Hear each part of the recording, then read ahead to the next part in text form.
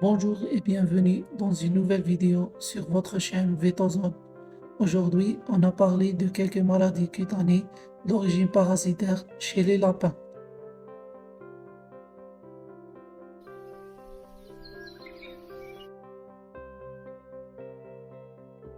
Presque tous les lapins sauvages sont hôtes de ces parasites, qui prospèrent dans les galeries de terriers. En France, 5 variétés de puces avec des niveaux d'abondance variables selon les régions ont été recensées. Les puces jouent un rôle significatif dans la transmission de la myxomatose au sein des populations de lapins sauvages.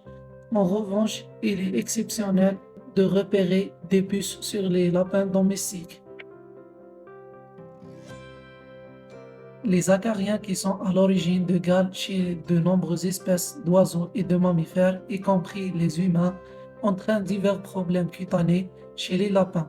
Il existe 3 types de Galles chez les lapins: la gale sarcoptique, la gale notohydrique et la gale psoroptique.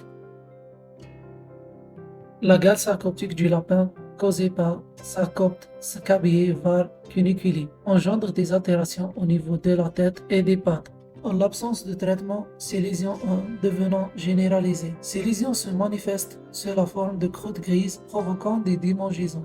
Chez les jeunes laporaux, les lésions autour de la bouche pouvant entraver leur alimentation normale, entraînant la mort de certains d'entre eux par inanition.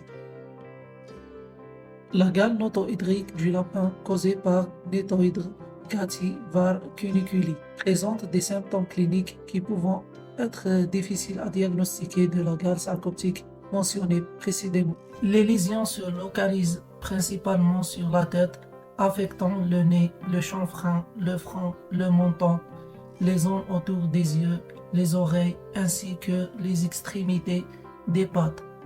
Il convient de noter que Notohydre cati est l'agent responsable de la gale chez les chats, qui pouvant être à l'origine d'une possible transmission à un lapin. Cependant, cette forme de gale semble être moins contagieuse que la gale sarcoptique précédente.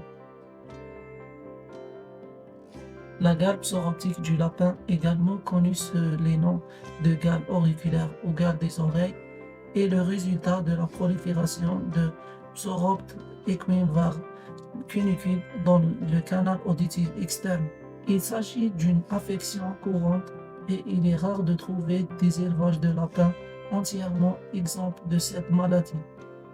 Elle touche généralement les reproducteurs ainsi que les lapins en fin de période d'engraissement. Ces lésions se développent à l'intérieur de l'oreille de manière insidieuse, débutant en profondeur dans le canal auditif.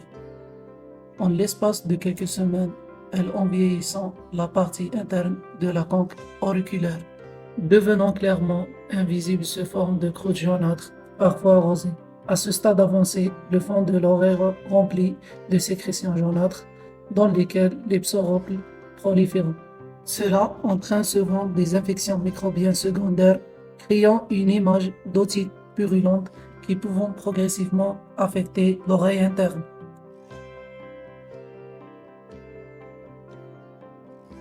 Et ce qui concerne l'infection par Shigella parasitovorax, ce parasite aviaire peut occasionnellement provoquer une gale des épaules et du ventre chez les lapins. Les démangeaisons sont légères, principalement caractérisées par une perte de poils et une légère épaississement de la peau.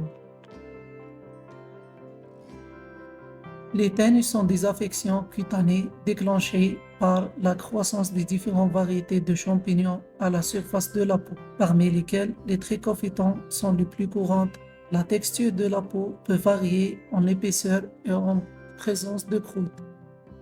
Chez les lapins, les premières lésions se manifestent généralement au niveau du bout du nez et du chanfrein et pouvant ensuite se propager au front, autour des yeux, sur les oreilles, les extrémités des pattes, voire sur le corps. Certaines variétés de ténes semblent être plus contagieuses que les autres, surtout en période chaude et humide, où elles pouvant rapidement toucher un grand nombre d'individus.